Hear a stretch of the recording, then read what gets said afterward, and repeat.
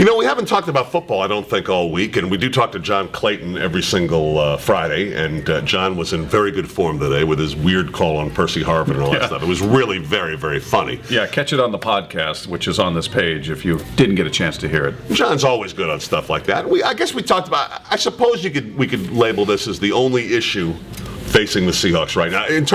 Not in terms of quarterback and who's going to be playing quarterback, that issue is there, but in terms of having the guys they want in and everything like that, the one issue left is Chris Clemons. And kind of what I got from John today, I thought, was even though training camp is about 3.5 weeks away now, I mean, it's coming up. Yep.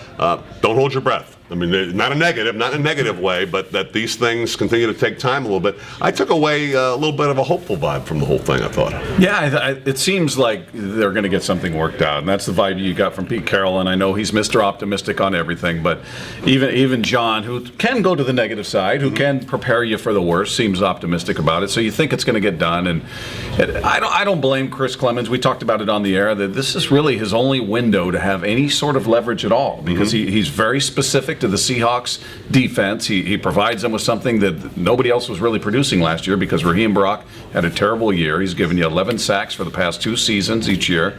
And despite the fact that the Seahawks probably on some level feel like they have his replacement in Bruce Irvin, they have no idea. You have no idea what he's going to be at the next level. They hope he's going to be an 11, 12, 13 sack guy, but he may be a bust. So Clemens has all of that working for him. This is the only time he's going to be 30 years old, or he's going to be 31, excuse me. It's the only time he's going to have this kind of leverage. So why not use it? And hopefully it's not to the detriment of his season or the Seahawks season. Well, he's been incredibly smart, and I think by not having his agent talk, not saying anything himself, the problem here is that from the Carol Schneider part, this is the first time they've had to deal with this with a guy. So it's, boy, are you going to learn, well, the way you do this is by holding out and that the Seahawks will crack, or he's still in a position to say, I was never holding out. This was going to be worked out. That's why I didn't say anything about it. That's why it wasn't a big deal. We got it worked out. I always knew we would. Assuming he comes into training camp, this is an absolute non-story. So by handling it the way he's handled it, I think by not saying anything, by his agent not saying anything, he's kind of allowed the Seahawks to be in a position, because we won't know one way or the other. We don't know what his demands are. We haven't heard anything about that.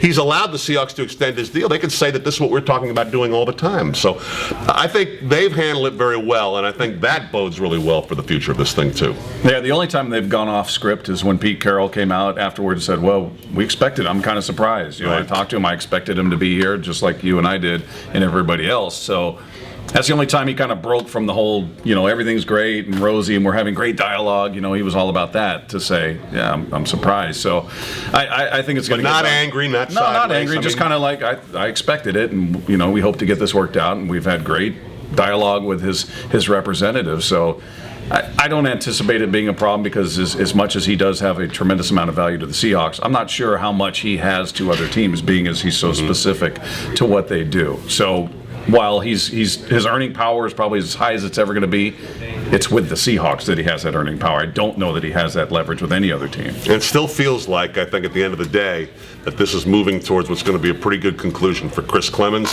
and for the Seahawks.